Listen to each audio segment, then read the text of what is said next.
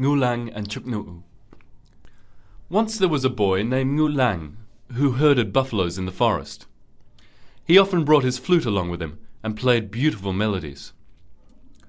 One day, while he was playing the flute, a group of fairies flew down from the sky to settle on the shore of a lake nearby. As Ngưu Lang watched, they took off their delicate white wings and frolicked in the lake. Creeping closer to look at the beautiful fairies, Ngưu Lang fell in love. If only I could marry one of them, he thought to himself. Hiding in the bushes by the lake, he reached out and took one of the delicate pairs of wings before disappearing back into the shadows. After their swim, the fairies dried themselves in the sun before putting on their wings again and taking off into the sky. But one fairy couldn't find her wings and was left behind as her companions flitted off into the twilight. Her name was Chức Ngưu, and she was the youngest daughter of the ruler of heaven. Night had almost fallen when Ngưu Lang gathered the courage to come out into the open. "Who are you waiting for?" the boy asked. "I come from heaven," Chức Ngưu answered, "but I've lost my wings and I need them to fly home."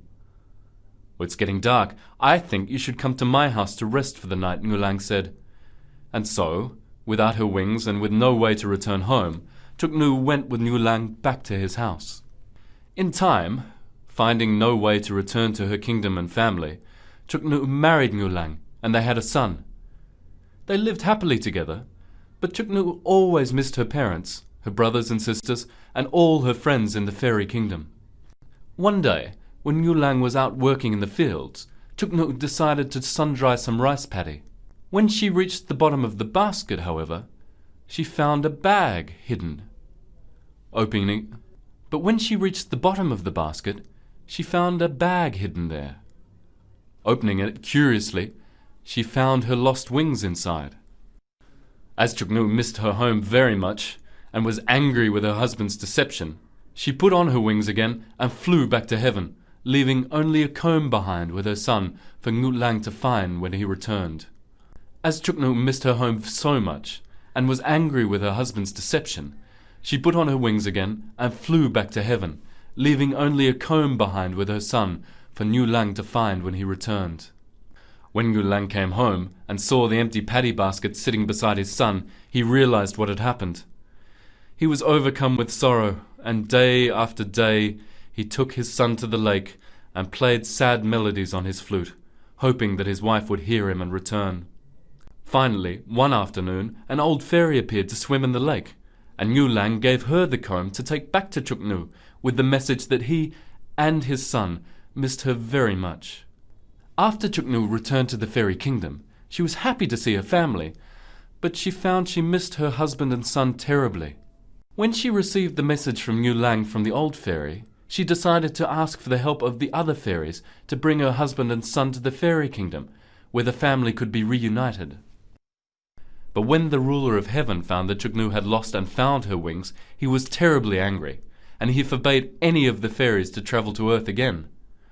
Afraid that her father would find out she had brought Ngưu Lang to the fairy kingdom, Chức Ngưu prepared to send her husband and son home, weaving them a great basket attached to a long rope so she could lower them back down from the heavens. She also prepared a meal for their journey and gave Ngưu Lang a drum so that when they reached home he could beat the drum and let Chức Ngưu know they had landed safely so she could cut the rope. But on the long trip back to earth, the boy became hungry, so Ngưu Lang took out the food Chức Ngưu had prepared for their journey. Unluckily, just as he unwrapped the package, a flock of passing crows saw the food and swooped on the father and son, pecking at the basket and striking the drum. The drumbeat caused by the crows was so loud that Chức Ngưu heard it from the heavens. Thinking that her husband and son had arrived home, she cut the rope holding the basket, and Ngưu Lang and the son fell down towards the sea. The crows tried to catch them, but they could not, and so they flew upwards, calling for help at the gate of heaven. Hearing the crows call, the ruler of heaven ordered the fairies to fly down and retrieve the basket. Moved by the love of Ngưu Lang and Chức Ngưu, the ruler of heaven permitted Ngưu Lang and his son to stay in the fairy kingdom. But as they had broken the laws of heaven, the family could not be reunited, and instead Ngưu Lang and Chức Ngưu were sent to live on separate sides of the galaxy, where every day Ngưu Lang would herd buffaloes of heaven, while Chức Ngưu worked spinning and weaving silk. Since then, every year, from the 3rd to the 7th days of the 7th lunar month, the crows have brought stones to make a bridge across the galaxy so that Ngưu Lang, Chức Ngưu, and their son can be reunited. On those days, it often rains here on Earth, and people call it Ngao rain, the happy tears of the reunited couple.